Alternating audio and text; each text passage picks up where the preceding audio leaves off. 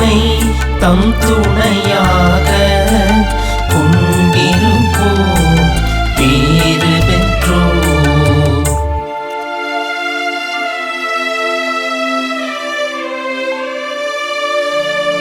என் நெஞ்சே நீ ஆண்டவரை போற்றிடு, நான் உயிரோடு உள்ளளவும் ஆண்டவரை போற்றிடுவேன். என் வாழ்நாளெல்லாம் என் கடவுளை புகழ்ந்து பாடுவேன். ஆட்சித் தலைவர்களை நம்பாதீர்கள், ஆட்சித் தலைவர்களை நம்பாதீர்கள். உன்னை மீட்க இயலாத மானிட மக்களை நம்ப வேண்டாம்.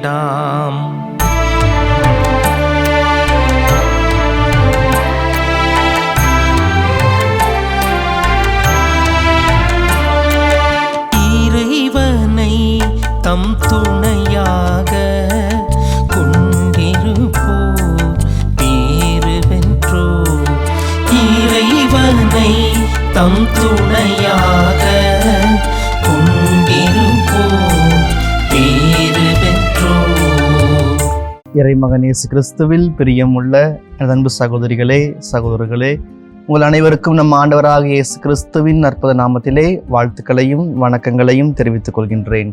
இன்றைய திருப்பாடலை பற்றி சொல்ல வேண்டும் என்று சொன்னால், இந்த 5வது புத்தகத்தினுடைய இந்த கடைசி 5 திருப்பாடல்கள் துவங்குகிற விதத்தை சொல்லி பார்க்கிற பொழுது அல்லேலூயா திருப்பாடல்கள் என்று சொல்லலாம்.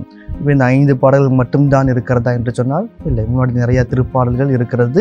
எனவே அது ஒத்து வருமா என்று சொன்னால் சரியாக இருக்கலாம் என்று எண்ணலாம். ஆனால் வரலாற்று ஆசிரியர்களுடைய கணிப்பின்படி பார்க்கிற பொழுது இந்த திருப்பாடலை ஹாகார் அல்லது சக்கரியா இவர்களுடைய திருப்பாடல் என்று சொல்லுவார்கள்.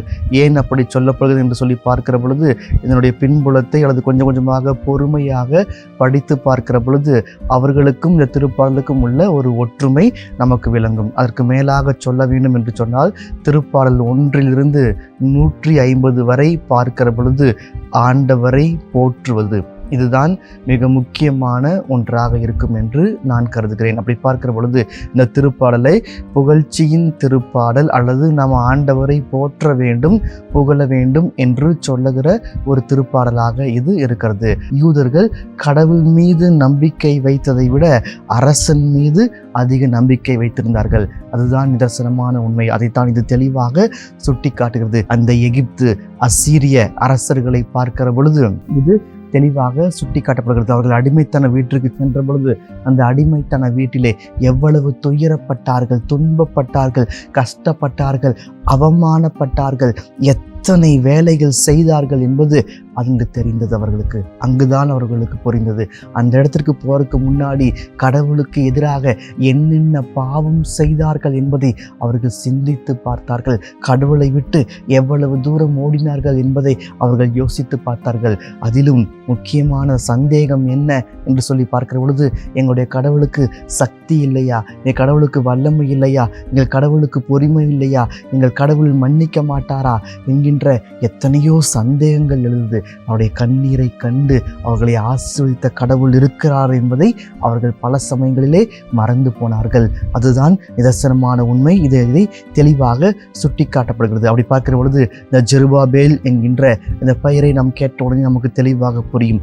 ஆவி பிரியும் போது மண்ணுக்கு மனிதன் திரும்புவான். அந்த உயிர் இழக்கிற பொழுது எவ்வளவு கஷ்டம் இருக்கும், எவ்வளவு வேதனை இருக்கும், எவ்வளவு சந்தேகம் இருக்கும் என்பது இது தெளிவாக சுட்டி காட்டப்படுகிறது. அப்படி அந்த ஆவி பிரிகிற பொழுதுதான் நாம் எதை செய்யவில்லை, எதை செய்தேன், கடவுளுக்கு எதிராக எதையெல்லாம் செய்தேன், என்னுடைய வீட்டாருக்கு நான் என்னென்ன செய்யவில்லை என்பதை நாம் தெளிவாக புரிந்து கொள்ள வேண்டும். நம்முடைய ஆவி கடவுளோடு ஆவியோடு ஒன்றாக இணைக்கப்பட வேண்டும். கடவுளுக்கு அது காணிக்கையாக்கப்பட வேண்டும், தூய பலியாக ஒப்பு கொடுக்கப்பட வேண்டும் என்பதை இது தெளிவாக சுட்டி காட்டுகிறது. எனவே தான் ஒவ்வொரு செயலுக்கும் ஒரு எதிர்வினை இருக்கிறது, ஒரு வினை இருக்கிறது.